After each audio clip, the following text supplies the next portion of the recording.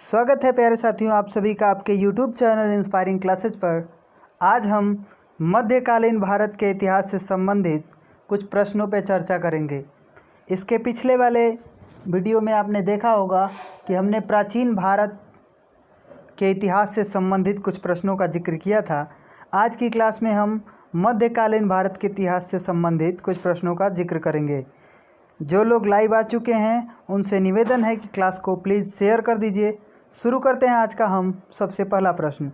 सुरक्षा के लिए मराठों के राजस्व के दावों को किस नाम से जाना जाता था? प्यारे साथियों, जो आपका पहला प्रश्न है, सुरक्षा के लिए मराठों के राजस्व के दावों को किस नाम से जाना जाता था? ऑप्शन है आपका ए सरदेशमुखी, बी है चौथ, सी है अबवाब और डी है जमादानी। प्यारे साथियों, आपको जवाब देना है सबसे पहले प्रश्न का। सुरक्षा के लिए मराठों के राजस्व के दावों को किस नाम से जाना जाता था? ऑप्शन है आपका सरदेशमुखी, चौथ, अबवाब, फिर जमादानी। देखते हैं आप में से सबसे पहले प्रश्न का जवाब कितने लोग दे पाते हैं। जो लोग भी इस समय लाइव जुड़ चुके हैं प्यारे साथियों, फटाफट सेशन को शेयर कर दीजिए। प्यारे साथियों, जो इस प्रश्न का सही जवाब है वो ऑप्शन नंबर बी है, यानी सुरक्षा के लिए मराठों के राजस्व के दावों को आप चौथ के नाम से जानते थे, चौथ के नाम से जाना जाता था। प्यारे साथियों, अब हम बात करेंगे प्रश्न नंबर 2 की। दिल्ली में पुराना किला के सामने खैरुल मंजिल नामक मस्जिद का निर्माण किसने करवाया था? प्यारे साथियों, आपको जवाब देना है दूसरे प्रश्न का। दिल्ली में पुराना किला के सामने खैरुल मंजिल नामक मस्जिद का निर्माण किसने करवाया था? ऑप्शन है ए आपका हमीदा बानो बेगम, बी है सलीमा सुल्तान, सी है जीजी अंगा और डी है माहम अनगा। प्यारे साथियों, आपको जवाब देना है कि दिल्ली में जो पुराना किला के सामने खैरुल मंजिल नामक जो मस्जिद का निर्माण हुआ था वो किसने करवाया था? ऑप्शन है प्यारे साथियों हमीदा बानो बेगम, सलीमा सुल्तान, जीजी अंगा और माहम अनगा। प्यारे साथियों, जो इस प्रश्न का सही जवाब है वो ऑप्शन नंबर डी है, यानी माहम अनगा ने खैरुल मंजिल नामक मस्जिद का निर्माण करवाया था। प्यारे साथियों, अब हम बात करेंगे प्रश्न नंबर 3 की। प्रश्न नंबर 3 जो है आपका, यानी 3 नंबर जो आपका प्रश्न है, अकबर के शासनकाल में दक्कन के निम्न पद्धतियों में से कौन सा भू राजस्व वसूली का प्रचलित आधार था?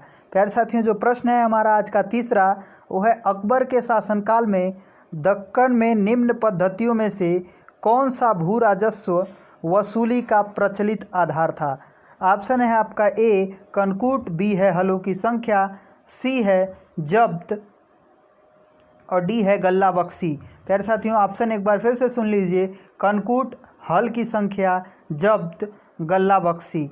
आपको जवाब देना है कि अकबर के शासनकाल में दक्कन में निम्न पद्धतियों में से कौन सा भू राजस्व वसूली का प्रचलित आधार था?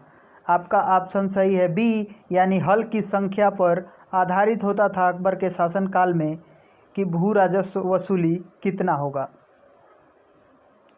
प्यारे साथियों, अब हमारा क्वेश्चन नंबर 4 है, निम्न विदेशी यात्रियों में से किसने जहांगीर के शासनकाल में भारत की यात्रा तय की थी?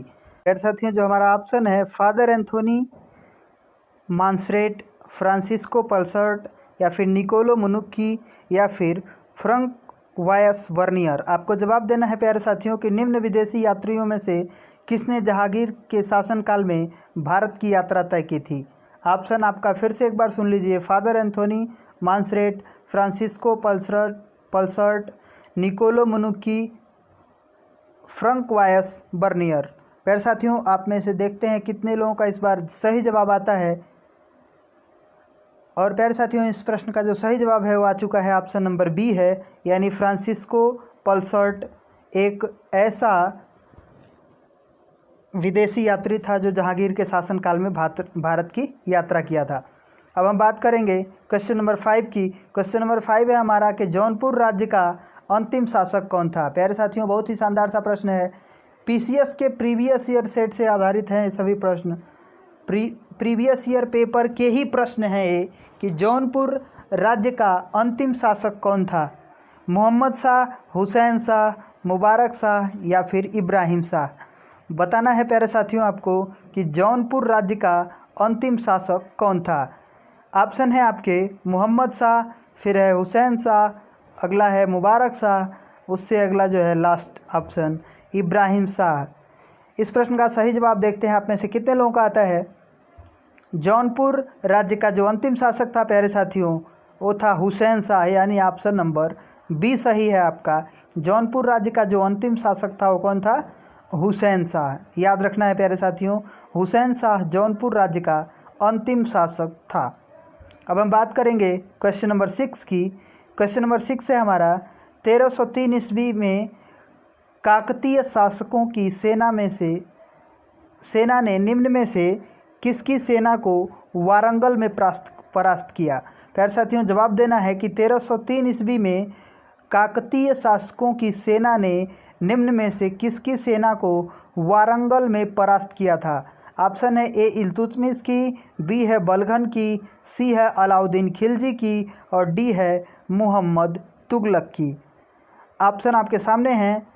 क्वेश्चन एक बार फिर दोहरा देता हूं मैं। 1303 ईस्वी में काकतीय शासकों की सेना में से निम्न में से किसकी सेना को वारंगल में परास्त किया गया था? जवाब है आपका सी, यानी अलाउद्दीन खिलजी की सेना को वारंगल में परास्त किया गया था। प्यारे साथियों 1303 ईस्वी में काकतीय शासकों की सेना ने अलाउद्दीन खिलजी की सेना को परास्त किया था। अब हम बात करेंगे प्रश्न नंबर 7 की। विक्रमशिला विहार का संस्थापक कौन था?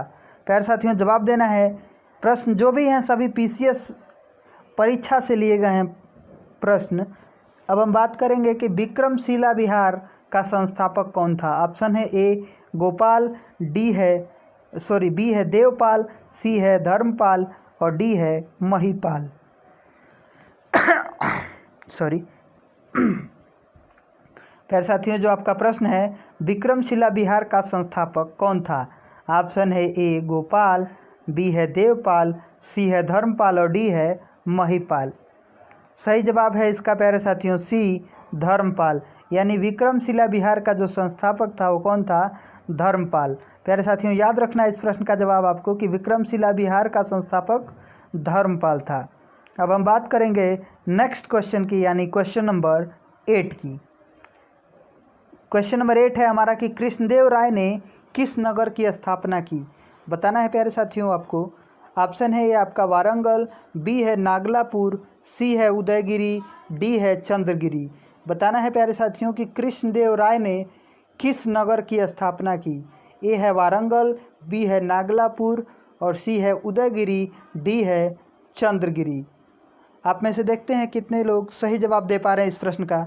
प्यारे साथियों एक बार आपसे पुनः अनुरोध है कि जितने भी लोग लाइव जुड़ चुके हैं, अगर आप हमारे चैनल पर पहली बार आए हैं तो प्लीज़ चैनल को सब्सक्राइब कर लें तथा बेल आइकन को ज़रूर दबा दें तथा अपने दोस्तों को भी शेयर कर दें ताकि वो भी इन प्रश्नों का लाभ उठा पाएँ, इस क्लास का लाभ उठा पाएँ। प्यारे साथियों सही जवाब है इसका बी ऑप्शन नंबर, यानी नागलापुर। कृष्णदेव राय ने नागलापुर की स्थापना कृष्णदेव राय ने की थी।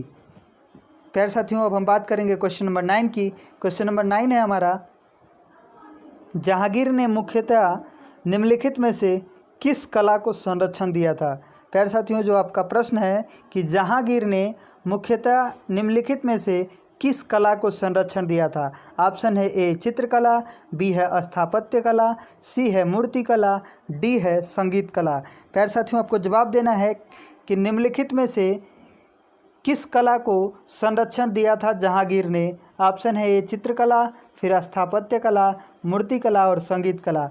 आप में से काफ़ी सारे लोग बहुत अच्छा आंसर दे रहे हैं। देखते हैं इस प्रश्न का जवाब कितने लोग दे पाते हैं। प्यारे साथियों कि जहांगीर ने मुख्यतः जिस कला को संरक्षण दिया था प्यारे साथियों उसका जो सही जवाब है वो अब आपके स्क्रीन पर आ चुका है। वो ऑप्शन नंबर ए है, यानी जहांगीर ने मुख्यतः चित्रकला को संरक्षण दिया था। प्यारे साथियों अब हम बात करेंगे नेक्स्ट क्वेश्चन की, यानी क्वेश्चन नंबर अब होगा हमारा 10। इस प्रश्न का जो सही जवाब था वो था चित्रकला। अब हम बात करेंगे 10 नंबर क्वेश्चन की कि गुलाम का गुलाम किसे कहा गया था? बताना है प्यारे साथियों कि गुलाम का भी गुलाम किसे कहा गया था? मोहम्मद गौरी को, कुतुबुद्दीन ऐबक को, बलबन को या फिर इल्तुतमिश को? प्यारे साथियों बहुत ही शानदार सा प्रश्न है। पीसीएस की प्रीवियस ईयर परीक्षा से ये सभी प्रश्न लिए गए हैं। मैं आपको बार बार बताना चाह रहा हूँ, इसलिए ताकि आप इन प्रश्नों को बिल्कुल ध्यान से सुने, ध्यान से देखें और अपने कॉपी में ज़रूर नोट करें इन प्रश्नों को।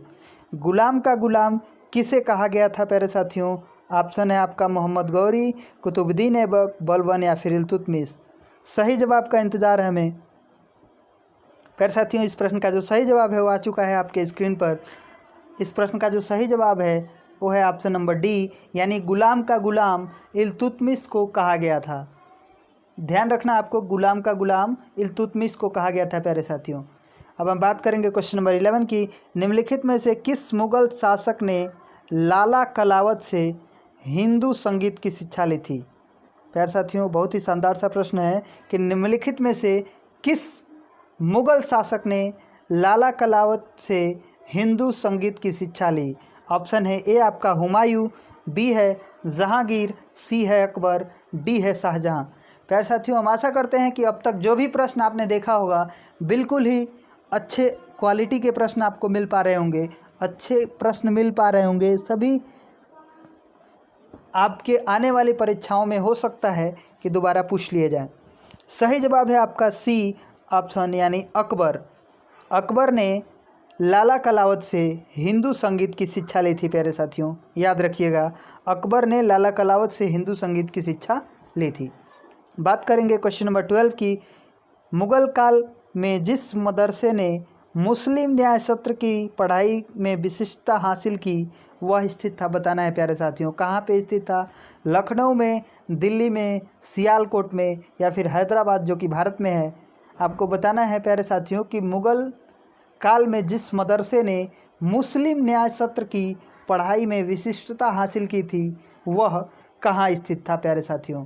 देखते हैं आप में से इस बार इस प्रश्न का सही जवाब कितने लोग दे पाते हैं। काफ़ी सारे लोग इससे पिछले जो भी प्रश्न रहे हैं उनका सही जवाब दिए हैं। प्यारे साथियों, हम आशा करते हैं कि आप ऐसे ही रेगुलर हमारी क्लासेस को अटेंड करते रहेंगे और प्यार देते रहेंगे। सही जवाब है इसका ऑप्शन नंबर ए, यानी लखनऊ में। ए, मुस्लिम न्यायशास्त्र की पढ़ाई में जो विशिष्टता हासिल की थी संस्था, मदरसा, वह क्या था, कहाँ था? लखनऊ में। अब हम बात करते हैं क्वेश्चन नंबर 13 की। किस वर्ष बाबर ने सुल्तान इब्राहिम लोदी को पानीपत की लड़ाई में पराजित किया था प्यारे साथियों? सही जवाब देना है आपको कि किस वर्ष बाबर ने सुल्तान इब्राहिम लोदी को पानीपत की लड़ाई में पराजित किया था। ऑप्शन है ए 1527 ईस्वी, बी है 1526 ईस्वी, सी है 1525 ईस्वी और डी है आपका 1524 ईस्वी। प्यारे साथियों, बहुत ही शानदार सा प्रश्न है कि किस वर्ष बाबर ने सुल्तान इब्राहिम लोदी को पानीपत की लड़ाई में पराजित किया था। यहाँ से एक और प्रश्न आप जान सकते हैं कि बाबर ने किसको पानीपत की लड़ाई में पराजित किया था, आप ये भी पूछ सकते हैं। सही जवाब है इसका प्यारे साथियों बी, यानी वर्ष 1526 में बाबर ने सुल्तान इब्राहिम लोदी को पानीपत की लड़ाई में पराजित किया था। प्यारे साथियों, अब हम आ चुके हैं क्वेश्चन नंबर 14 पे। क्वेश्चन नंबर 14 है हमारा कि भारतीय गौरव यानी भारतीय यश का अंतिम सूर्य किसके लिए प्रयुक्त हुआ? प्यारे साथियों, जो इस प्रश्न का सही जवाब देना है आपको, ऑप्शन है ए शिवाजी, बी है पृथ्वीराज, डी है राणा प्रताप, सी है राणा प्रताप और डी है आपका हेमू। प्यारे साथियों, इस प्रश्न का जवाब बिल्कुल ही सभी को आता होगा कि भारतीय गौरव का अंतिम सूर्य या फिर यूं कहें कि भारतीय यश का अंतिम सूर्य किसके लिए प्रयुक्त हुआ था। ऑप्शन है ए शिवाजी, बी है पृथ्वीराज, सी है राणा प्रताप और डी है हेमू। प्यारे साथियों, देखते हैं आप में से कितने लोगों का सही जवाब आता है इस प्रश्न का। इस प्रश्न का जो सही जवाब है आ चुका है आपके स्क्रीन पर और वो ऑप्शन है डी, यानी हेमू। हेमू को भारतीय गौरव का अंतिम सूर्य इनके लिए प्रयुक्त हुआ था, हेमू के लिए। ध्यान रखेंगे आप, भारतीय यश का अंतिम सूर्य हेमू के लिए प्रयुक्त हुआ था। प्यारे साथियों, अंतिम प्रश्न की तरफ हैं हम। क्वेश्चन नंबर 15 है हमारा कि निम्नलिखित में से किस किले का निर्माण अकबर के राज्यकाल में नहीं कराया गया था। प्यारे साथियों, अंतिम प्रश्न है और देखते हैं इस प्रश्न का कितने लोग सही जवाब दे पाते हैं। प्यारे साथियों, अगर आप देर से जुड़े हैं तो आप क्लास को दोबारा फिर से देख लीजिएगा, उसमें कोई दिक्कत नहीं है, या फिर अपने दोस्तों को भी आप शेयर ज़रूर कर दीजिएगा ताकि वो भी इन सभी प्रश्नों का सही आंसर जान पाएँ।